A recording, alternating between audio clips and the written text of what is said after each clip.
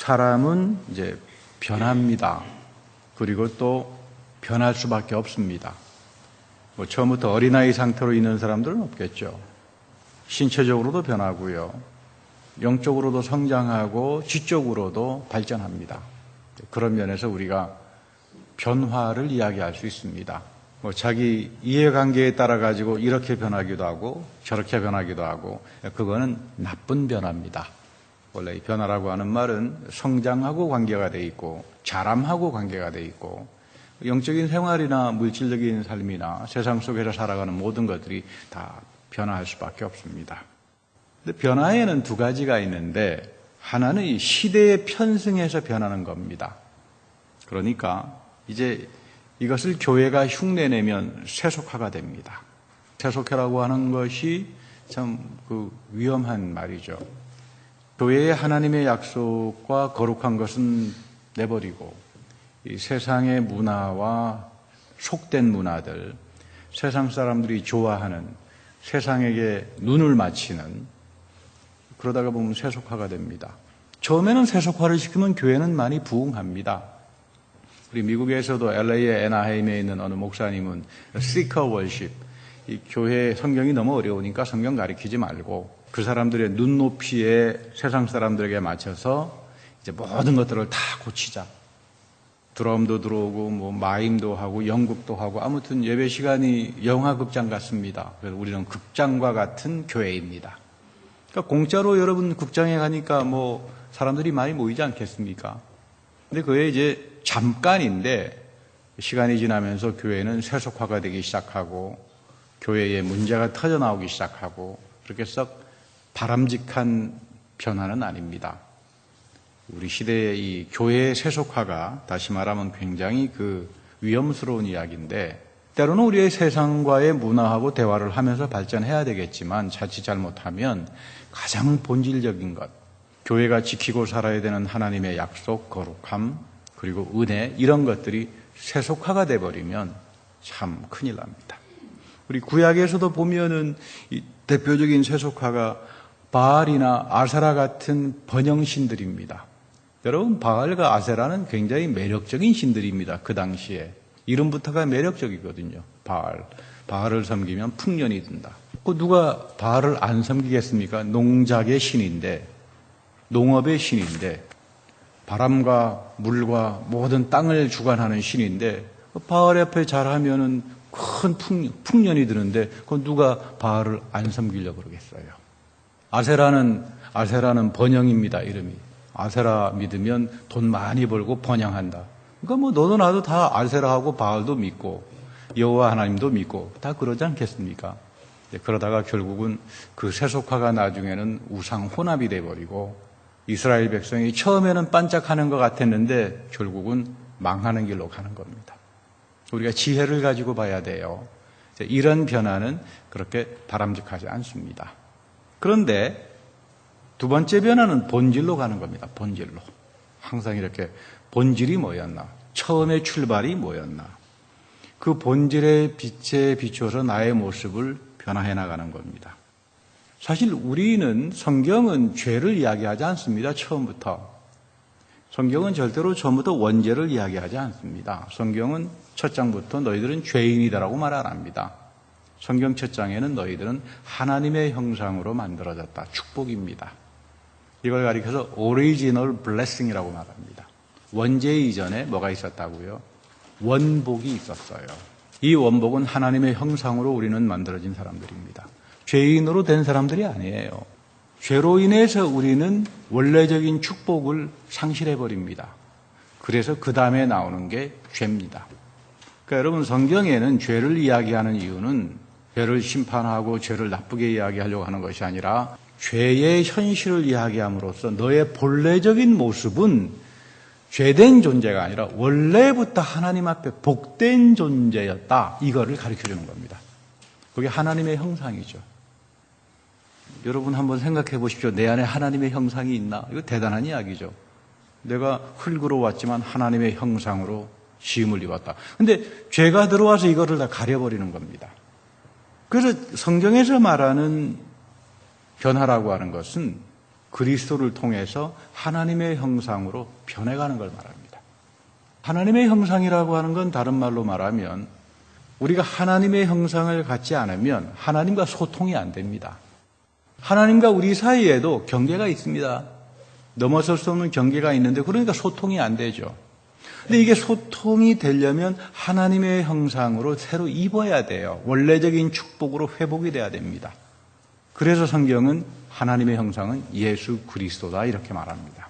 그 말은 너희들이 예수 그리스도의 복음에 들어갔을 때 잊혀져 버렸던 원복, 오리지널 블레싱인 하나님의 형상을 입기 시작하고 그 하나님의 형상을 입을 때 성령이 임재하기 시작하고 그래서 비로소 너희들이 하나님 말씀을 들으면 들리고 하나님과 기도를 통해서 소통하게 되고 그러면서 복된 삶으로 간다. 두 번째 말하는 변화라고 하는 건 본질로부터 돌아가는 변화입니다. 본질로부터 돌아가는 변화. 참 중요합니다. 그러나 성경에는 보면 애굽에서 출애굽을 했지만 끊임없이 광야에서 애굽의 생활을 그리워합니다.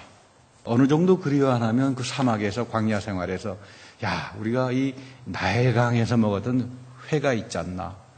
여러분 광야에서 또 회를 찾으면 참 힘들죠. 거기다가 또 무슨 마늘도 있지 않나. 부추도 있었지 않나. 정력제 아닙니까? 그때가 그리워라. 이러니까 이거 망조가 드는 거죠. 하나님이 자유를 주거든요. 먹고 살만하게 다 하나님이 인도하시는데 끊임없이 어느 쪽으로 돌아가요? 애굽으로 돌아갑니다. 우리도 마찬가지입니다. 그래서 우리 사도행전에 보면 교회를 광야교회라고 그러거든요.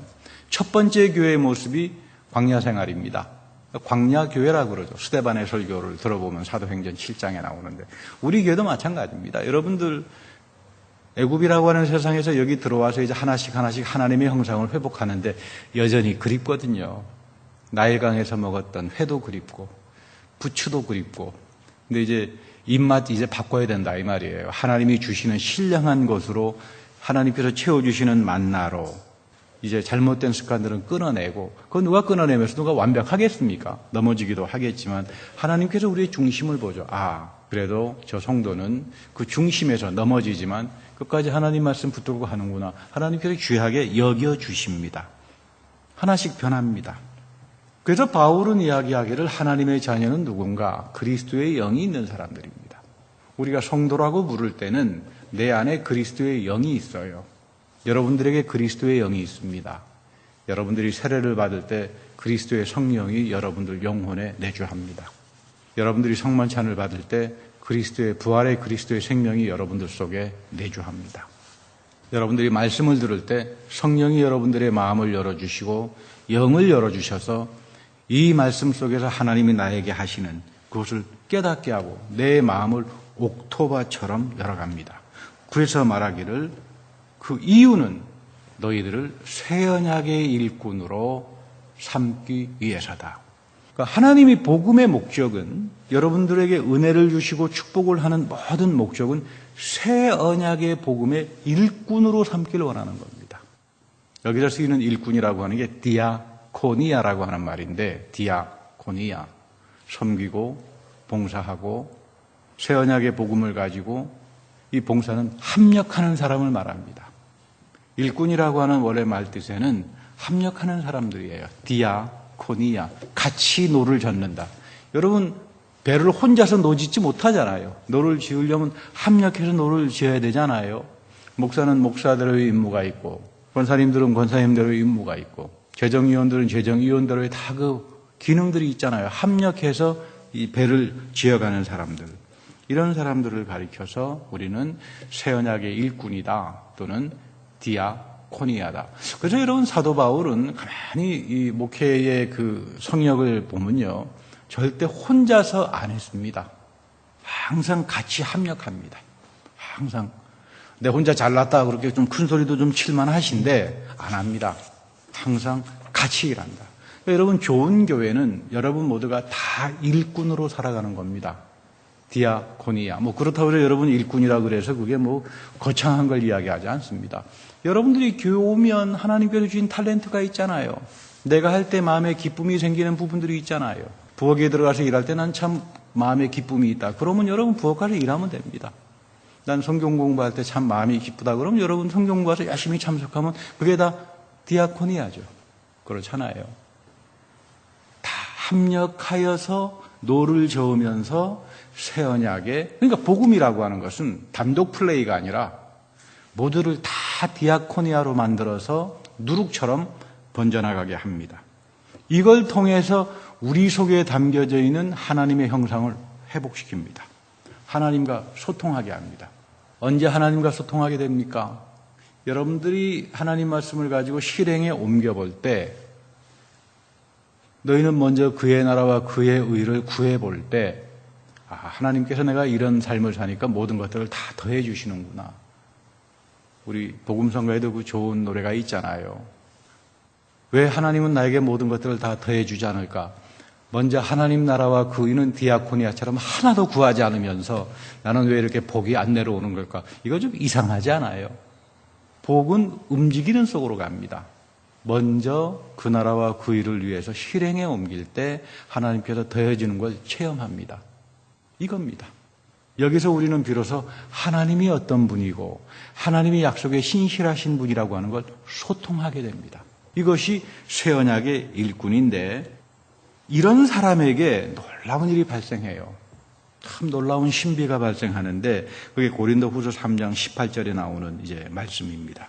우리가 한번 다 같이 읽어보겠습니다. 고린도후서 2장에 나오는, 그가 또한 우리를 새 언약 일꾼 되기에 만족하게 하셨으니 율법 조문으로 하지 아니하고 오직 영으로 함이니, 율법 조문은 죽이는 것이요 영은 살리는 것이니라. 우리가 다 수건을 벗은 얼굴로 거울을 보는 것 같이 주의 영광을 보매 그와 같은 형상으로 변화하여 영광에서 영광으로 이르는 곧 주의 영으로 말미암으니라. 기독교인으로서 우리가 구원의 삶을 살면서 받는 최고의 복입니다. 이 복이 변화의 교리라 그러는데, 하나님께서 우리를 새 언약의 일꾼으로 되게 했습니다. 근데 그 율법 조문으로 안 했어요. 여러분들 구약의 율법 앞에 가면 이거 다 죽지 않습니까? 율법이라고 하는 건 죄를 고발하잖아요. 내 속에 숨겨놓은 것들을. 그러니까 율법 앞에 서면 우리는 뭐 어떻게 해볼 도리가 없죠. 천하야 어떤 사람이라도 율법 앞에 서가지고는 할 수가 없습니다. 왜냐하면 율법은 죽이니까, 영적으로. 율법의 계명 앞에 631, 613개의 그 미츠보라고 하는 계명 앞에 그거 다 지키고 사는 사람들 없잖아요. 그래서 614개가 있다고 그러죠. 613개 말고 마지막 614개 유대인들이 만들었습니다. 죄를 지으면 들키지 마라. 그게 614개인데, 그 하나님 앞에가 안 들킬 수가 있겠습니까? 614개. 근데 이거 율법 조문 앞에 가가지고 우리는 언약의 얼굴이 되지 못해요. 아이고, 난 뭐 안 지킨 게 너무나 많잖아요. 구약에 나오는 계명 율법 조문이 613개입니다. 히브리 사람들은 미츠보라 그래서, 우리 사도 바울은 다 지키고 살았던 사람이에요. 굉장했던 사람이죠. 바리새파인으로서 613개 다 지키고 살았던 굉장한 사람입니다. 이 바울이. 근데 바울이 그거 하고 안 되더라.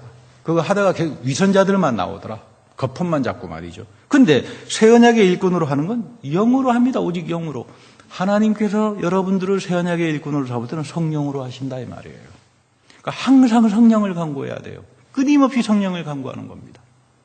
예배 시간에 말씀 들을 때, 기도할 때, 성만찬에 참석할 때 주님 이 시간 주님의 성령을 충만하게 받게 해주십시오. 율법 조문은 죽이는 것인데 이 영이 들어오게 되면 살립니다. 살아난다 이 말이에요. 뭐가 살아납니까? 여러분들의 영이 살아나요. 이 하나님과 소통하죠. 이 마음밭이, 가슴판에, 마음판에 성령이 부어지기 시작하면 뭐가 살아난다고요? 여러분들의 영이 살아나기 시작하면 영이 보입니다. 그래서 예수님께서 마음이 가난한 자는 하나님을 본다 그러잖아요. 그 이야기예요. 영이 가난하기 시작하면, 영이 성령으로 충만하기 시작하면 하나님과 소통하잖아요. 하나님과 소통하니까 깨닫게 되는 거죠. 이 차원이죠. 그래서 이 정도가 되면 우리가 다 수건을 벗은 얼굴로 거울을 보는 것 같이, 모세는 수건을 가려놨습니다. 그랬죠? 하나님의 율법 토라를 밖으로 내려왔을 때 광채가 비치니까 이스라엘 백성들이 보질 못했잖아요. 광채가 비치니까. 그래서 모세가 수건을 이렇게 이제 가려놨습니다만은, 지금 모세의 율법, 죽어가고 사라지는 거기에도 광채가 저렇게 나는데, 주님의 영광이, 성령이 너희들에게 오기 시작하면 수건을 다 벗은, 율법은 수건이 이렇게 가려져 있기 때문에 본질을 못 본다 이 말이에요. 예수 그리스도 안에 나타난 복음의 본질을 보기 시작하면 주의 영광이 나타납니다. 그러니까 여러분 성령이 오게 되면 여러분들의 가슴판에 부어지게 되면 영일 살 뿐만 아니라 하나님의 형상을 회복할 뿐만 아니라 놀라운 것은 그와 같은 형상으로 변화하며. 이거 굉장한 말이죠. 예수 그리스도와 같은 형상으로 여러분들을 변화시킨다 이 말이에요. 이게 신앙생활하면서 구원의 삶을 사는데 최고의 축복이라고 말합니다. 성령을 통해서 내가 변화하면서 그리스도의 형상으로 변화해서 영광에서 영광으로 이른다. 형통이죠. 하나님의 영광이 나에게 나타나면서 모든 것들이 모든 일들 속에 영광에서 영광으로. 이게 무엇 때문에 가능하다고요? 예수 그리스도의 영, 성령 때문에 가능하다 이 말이에요. 그러니까 여러분 신앙생활은 처음부터 끝까지 성령을 간구하는 겁니다. 기도 속에서, 예배 속에서, 봉사 속에서 항상 성령을 간구하고 살아간다. 여기서부터 우리가 새 언약의 일꾼으로 살아가는 자들에 대한 놀라운 변화의 축복이 오늘 바울은 아주 중요하게 이야기하는 겁니다. 오늘 요한복음 7장에서도 보면은 예수님께서 성전에 들어가서 가르치는데 사람들이 그런 말을 합니다. 이 행하실 표적이 이 사람이 행한 것보다 더 많으냐. 유대인들은 메시아가 오면 굉장한 기적과 이사를 일으키고 죽은 자들이 살아나고 병든 자들이 살아나고 하는 그게 오랫동안 내려왔던 전승이에요. 근데 예수님께서 행하시는 기적들을 보니까 어떤 메시아가 온들 이 예수님만큼이나 이런 기적을 베풀겠느냐 이런 말입니다. 그 말은 다른 말로 말하면 메시아란 말이죠. 근데 놀랍게도요 성경은 그 수많은 기적과 이사를 제대로 전달 안 합니다. 성경에는 가장 지극히 적은 부분만 전달합니다. 많은 분들이 목사님 내 성경 못 믿겠습니다. 왜요? 그래요. 그 성경에 보면 무슨 전설 따라 삼천리에 나오는 이야기들이 하도 많아가지고 딱 거짓말 아닙니까 그거. 그래서 제가 웃으면서 그거는 조족지혈입니다. 제가 오죽하면 요한복음 맨 마지막 장에도 뭐라고 나옵니까? 예수님께서 하신 행한 일을 다 기록하려면 뭐 책 100권으로도 모자라니까 제일 미니멀라이징 했다 이 말이죠. 가장 소수의 것만 이렇게 기록을 했다. 그 소수의 것, 우리 이성에 그래도 믿을 만한, 우리 믿음에 믿을 만한 것들만 이야기해줘도 이게 믿어지지가 않아요. 왜 그럴까요? 우리들의 영에 성령이 없어서 그래요.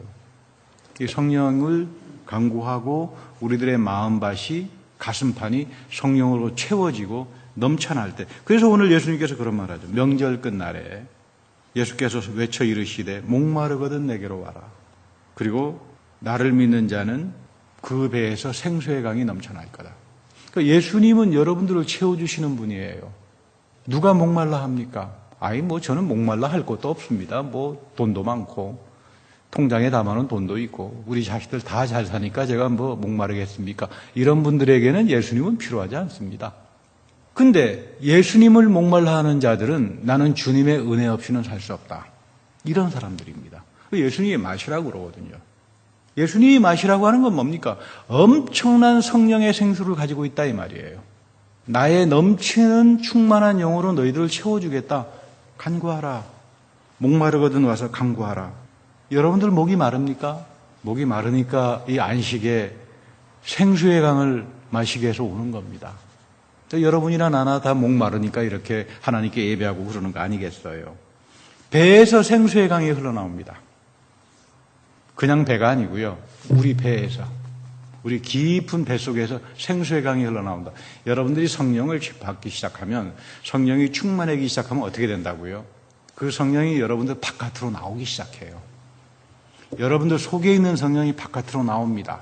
이거 에스겔에 나오는 이야기죠. 에스겔 성전에 보면 말씀이 막 넘쳐 흘러가가지고 사해까지 들어가서 죽어가던 생명을 다 살리잖아요. 새 언약의 일꾼은 성령을 체험하는 일꾼들이에요. 성령이 여러분들의 영을 채워주고 여러분들의 내적인 걸 채워주기 시작하면 이게 넘쳐 흐릅니다. 그래서 성령께서 하시는 전도에 참여합니다. 여러분 성경에는 사람이 전도 안 합니다. 성령이 전도하죠. 가장 대표적으로 우리 고넬료하고 베드로 사건도 성령께서 다 전도하게 하잖아요. 거기에 우리가 쓰임을 받잖아요. 새 언약의 일꾼으로 살아가는 사람들은 이 넘치는 성령의 충만함을 가지고 생명의 전도를 한다. 목마른 자라고 하는 말은 다른 말이 아닙니다. 여러분들이 예수 그리스도의 영인 성령의 목마름을 가지고 있어야 돼요. 그 은혜에 대한 목마름을 가지고 살 수 있어야 됩니다. 우리 시편에도 그런 말이 나오잖아요. 사슴이 그 샘물을 찾아 목말라 하듯이 여러분들이 성령에 대한 목마름을 가지기 시작할 때 우리 주님께서 여러분들을 채우고 그리고 여러분들의 그 뱃속에서부터 넘쳐나게 하여서 많은 사람들에게 생명을 주게 한다. 이것이 새 언약의 일꾼이죠. 그러니까 성경은 두 가지 메타포로 이야기합니다. 하나님께서 여러분들을 성도로 삼았을 때 첫 번째 메타포는 일꾼입니다. 디아코니아. 합력하고 협조하고 양보하고 그러면서 선을 이루고 나가는. 두 번째는 군사입니다. 하나님은 여러분들이 군사로 살기를 원합니다. 이기는 자죠. 영적인 군사로 살아가게 합니다. 그럼 여러분 세상에 나가서 영적인 군사로 살려면 뭐 무기를 쓸 줄 알아야 될 거 아닙니까? 전쟁에 나가는데 뭐 아무런 무기가 없으면 그거 가서 총알바지밖에 더 하겠어요. 그래서 예배소서에 보면은 말씀으로 무장하라, 진리로 항상 이렇게 말씀과 성령으로 무장해서 세상에 나가서 새 언약의 일꾼으로 살아가라. 이런 면에서 우리가 성도로서의 축복은 이 새 언약의 일꾼으로 살아가는 거다. 다른 말로 말하면 하나님의 손에 들려서 쓰기를 바랍니다. 신앙생활이라고 하는 건 무기력한 게 아닙니다. 그저 뭐 주일날 와서 예배나 참석하고 그냥 은혜나 받으면 그만이죠. 그게 아니라 이 은혜는 항상 살려집니다. 우리의 삶 속에서. 살려지는데 이게 하나님의 손에 들려야 돼요. 지난번 시간에도 제가 말씀드렸습니다마는 그 핸델의 음악 가운데 사라반데라고 하는 그 아주 저도 참 개인적으로 이 사라반데라고 하는 음악을 좋아합니다마는 근데 이 노래가 형편없는 노래예요. 그 당시 술집에서나 아주 그 나쁜 천박한 문화 속에서 불리었던 노래인데 이 핸델이라고 하는 손에 들려가지고 새로 작곡이 되니까 뭐 거룩한 노래의 명곡이 되잖아요. 유튜브에 들어가셔서 사라반데 핸델 한번 쳐보십시오. 그 음악이 나오는데 깜짝 놀랄 겁니다. 아니 이렇게 좋은 음악이 뭐 술집에서 나쁜 짓 할 때 불렀던 노래라고. 핸델에게 들림을 받을 때 사라반다라고 하는 천박한 음악도 거룩한 음악이 되는데 여러분들도 하나님의 손에 들려서 새 언약의 디아코니아 일꾼으로 살아가기 시작하면 놀라운 일들이 벌어집니다. 이것을 가리켜서 예배소서 2장 10절에서는 이런 말을 합니다. 우리는 하나님의 작품이다. 포이에마라고 하는 말이죠. 이 단순한 작품이 아니라 걸작품이에요. 마스터피스. 하나님이 여러분들을 들어서 새 언약의 일꾼으로 사용하면서 뭘로 만들어간다고요? 마스터피스로 만들어간다 이 말이에요. 그거 생각하면 대단하지 않습니까? 나 같은 사람을 하나님께서 불러서 하나님의 걸작품으로 만들어간다. 핸델의 손에 들려서 사라반데가 대단한 명곡이 되시 나 같은 인생이 하나님의 손에 들림을 받아서 포이에마 하나님의 걸작품처럼 살아가게 만든다. 이 하나님의 작품 중에도 걸작품이라고 하는 거죠. 이것이 하나님이 여러분들을 향한 뜻입니다. 하나님이 믿음을 통해서 교회를 통해서 여러분들을 변화의 교리로 그리스도의 그 형상에 따른 변화까지 가면서 궁극적으로 하나님이 여러분들을 만들어가고 싶어하는 목적은 하나님의 골은 여러분들을 하나님의 걸작품 포이에마 이런 존재로 만들어간다는 이야기죠. 그래서 이걸 가리켜서 우리는 믿음을 통하여 은혜로 구원을 얻었다라고 말하는 겁니다. 여러분 이 믿음을 통하여 은혜로 구원을 받았다라고 하는 게 우리가 상상하지 못하는 하나님의 변화와 영광과 포이에마로서의 삶이 우리에게 주어져 있다라고 하는 걸 깨달아야 합니다. 이런 모든 그 축복을 사모하고 목말라하고 그런 복된 여러분들이 되기를 바랍니다. 그래서 오늘 4장 23절과 24절에 보면 놀라운 말씀하죠. 마음의 영을 새롭게 하여. 너희들의 마음의 영이 있다 이 말이에요. 너희 심령이 새롭게 되어 이렇게 번역되어 있습니다만 표준 세번역을 읽어보면 너희들의 마음의 영을 새롭게 하여 하나님의 형상을 따라 참된 의로움과 참된 거룩함으로 지으심을 받은 새 사람을 입으라. 끊임없이 새 사람을 입어가라. 성령만이 너희들을 항상 새롭게 새 사람으로 만들어간다. 그런 이야기죠. 하나님의 손에 이끌려 새 언약의 일꾼으로 살아가고 성령의 전도에 참여하고 우리 마음에 항상 성령의 부어주심이 강구되고 목마른 사람들에게 하나님은 여러분들을 하나님의 마스터피스 걸작품인 포이에마로 살아가게 한다. 그 이야기입니다. 사실 오늘날 사람들은 교회에 대한 갱신을 이야기 많이 합니다. 근데 교회의 개혁을 말하지만 교회는 절대로 갱신이 안 됩니다. 또 왜 그럴까요? 간단합니다. 본질을 몰라서 그렇습니다. 본질로 돌아가서 변화하지 않으면 입으로 하는 개혁은 누구나 다 합니다. 그렇잖아요. 입으로 해야 그건 누가 못합니까? 그러나 이 입이 말이 실행이 되려면 본질로 돌아가서 우리들의 본래적인 모습을 회복해야 됩니다. 그것은 성령 그리고 말씀 이 두 가지밖에 없어요. 이거를 통해서 우리는 하나님 앞에서 변화된 삶, 포이에마로서의 삶들을 여러분들이 개개인이 살아가기 시작하고 새 언약의 디아코니아, 일꾼으로 살아가기 시작하고 성령의 전도에 여러분들이 개개인이 살아가기 시작할 때 진정한 변화와 새로운 갱신이 이루어진다는 그런 이야기입니다. 우리 구약 성경에는 아주 중요한 말씀이 신명기에도 보면 나옵니다마는 기억하랍니다. 이스라엘 백성들에게 기억하라. 모든 명령을 지켜 행하라. 그리고 하나님께서 너희를 다 먹이시고 광야에서 살았던 모든 삶들을 기억하라. 근데 여러분이 기억하라라고 하는 말이 정신적으로 이렇게 기억하는 건가? 그런 말이 아닙니다. 우리 성만찬에도 나를 위해서 기념하라라고 번역이 됐잖아요. 근데 저는 그 번역이 기억하라라고 번역됐으면 더 좋을 뻔했다 생각을 합니다. 기념하면 무슨 뭐 기념식순, 뭐 기념사, 죽은 사람 기념하는 거 이렇게 돼버리죠. 무슨 모모리얼 데이처럼 말이죠. 근데 여러분 성경에서 말하는 기억하라는 그런 뜻이 아니에요. 아남네시스. 기억이라고 하는 말은 아남네시스인데 하나님이 광야에서 너희들을 구원했듯이 오늘 너희들의 현재의 삶 속에 그 구원의 삶이 re-actualization, 재현된다 이 말이에요. 예수 그리스도가 십자가에서 죽고 부활하셨잖아요. 여러분들을 위해서. 오늘 성찬에서 그 과거의 사건이 이 속에 그리스도가 다시 오셔서 re-actualization, 재현되는 걸 말합니다. 놀라운 이야기죠. 아남네시스, 기억하라. 단순히 기념하라가 아닙니다. 하나님이 너희들에게 은혜를 베풀어 줬던 것들을 기억하고 살아가라. 그 이유는 그것이 과거의 것이 아니라 성경에 나오는 모든 하나님의 약속과 능력과 기적들이 과거의 것이 아니라 오늘 re-actualization, 다시 재현된다 이 말이에요. 그 약속을 믿고 살아가는 것, 하나님의 은혜에 대한 기억, 이거 참 중요하죠. 동물 중에 제일 기억력이 없는 걸 쥐라 그러잖아요. 고양이 앞에 쫓겨가지고 도망가다가 이렇게 구멍에 들어갔다가 3초? 내가 왜 여기 들어와 있지? 그래서 나오면 바깥으로 이렇게 기다리던 고양이 앞에 먹힙니다. 그리고 쥐는 고양이 앞에 왜 지는가 의사들이 따져보니까 기억력이 3초밖에 안 된대요. 쥐가 막 들어와서 쥐구멍에 들어왔는데 내가 왜 근데 쥐보다 더 나쁜 기억력을 가진 사람들이 인간입니다. 1초도 안 된대요. 하나님 앞에서 입었던 은혜 1초면 잊어버립니다. 1초. 그러지 마라. 하나님께서 기억하라. 이스라엘 백성들 1초도 안 돼. 1초가 뭡니까? 기억은 고사고 맨날 무슨 바알 쫓아다니고 아세라 쫓아다니고 세상에 뭐 세속가 쫓아다니다가 다 망그러졌죠. 오늘 예수님께서 기억하라 그럽니다. 기억하라. 그리고 하나님의 은혜가 오늘 우리들의 삶 속에서 끊임없이 re-actualization 된다. 하나님께서 우리를 광야로 인도합니다. 우리들의 인생도 광야 같습니다. 그러나 하나님께서 성서에서 베풀어졌던 그 모든 사건이 오늘 우리에게 재현됩니다.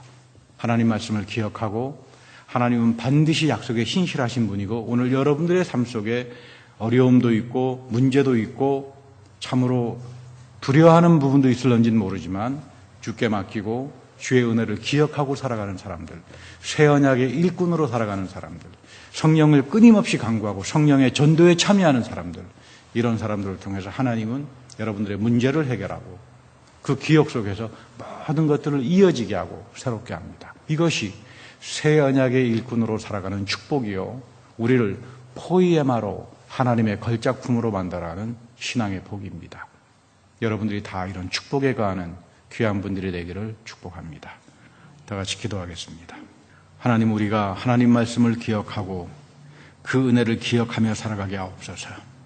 하나님의 약속과 하나님의 신실하심과 하나님의 능력이 말씀과 성령을 통하여 지금 이곳에서 항상 재현이 되고 항상 새롭게 역사가 되고 우리의 삶 가운데 임재하여 주셔서 우리의 인생을 하나님의 손에 들림을 받아 참으로 귀하게 하나님의 걸작품처럼 하나님의 포이에마처럼 귀한 하나님의 새 언약의 일꾼으로 우리 모두가 살아갈 수 있도록 복을 허락하옵소서. 우리 구주 예수 그리스도의 이름으로 감사하며 기도드립니다. 아멘.